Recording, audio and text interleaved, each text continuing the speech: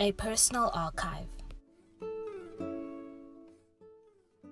My practice has evolved from printmaking and drawing over the years to involve more photography, especially recently with the restrictions of the lockdown, as well as having to move to work from home instead of campus. Poetry has featured predominantly in my practice, with my own poetry as well as the poetry of others. In this project called Keeping Quiet is inspired by a poem by the poet Pablo Neruda called Keeping Quiet, and the poem basically talks about the idea of humanity slowing down and listening more. And it felt to me very relevant to this season of how everything has shut down and everyone was slower, and we all had to retract and go back into our own little spaces and become more quiet. And so I started to work with this theme of quietening down and using photography. The reason I refer to my practice as archival is because the way I deal with my identity involves a lot of documentation, a lot of collecting and trying to analyze the data. All this personal and documentative photography is inspired by the late artist Dwayne Michaels and his book Now Becoming Then, which used photography and handwritten text, recording moments and experiences with people. This book is inspired by thinking about language and the idea of learning language. This is related to the exploration of my hybrid identity, which includes a Western culture as well as my African indigenous Zulu culture. And so in this book I explore the learning of English and how the mixing of English and isiZulu are a metaphor for the mixing of my cultural experience.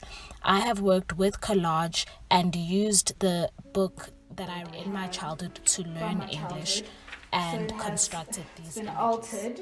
I wrote on it a lot. Here I explore the process of constructing my collage using the first book I read in English. I speak English, which I suppose then the only connection was the pictures.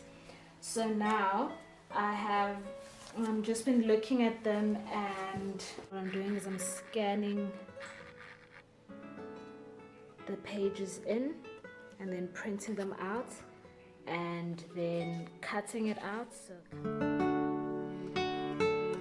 In this book, I work with recording my everyday and foregrounding my own personal experience as a protest to the clumping together of Black female bodies and Black female identity. By focusing on my own personal life and the goings-on of my everyday, I foreground an individual experience and therefore also foreground the complexity that exists within the community of Black females in South Africa. I'm inspired by the comic artist Julie Doucet, who is a French-Canadian comic who works with her own personal life and weaves it into her narrative in order to foreground the complexity of being a female and also being an artist. Photography is one of the primal mediums in my practice, and it is effective because it is immediate. So the photography has, it enables me to be immediate and to create a personal archive that is reflexive. There are no props, there's no work done before time, no makeup. I don't set a scene. I just stand in my environment, in my room, and take a picture of myself. And so it is, again, the idea of documenting what is happening in the moment. This identity-focused photography is inspired by the late South African artist Santu Mofokeng, who worked during the apartheid era but took photos of Black people where he explored their identity as well as their spirituality, as opposed to taking pictures that were investigating or propagating the drama and the spectacular that surrounded Black lives during that time.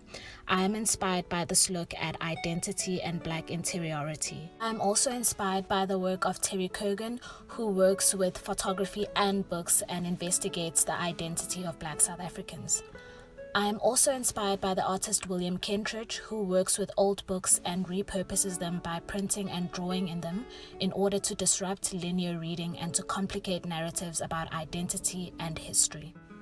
I have also been looking at the work of contemporary South African artist Ruth Sachs, who works with text in book form that explores narratives as well as identity.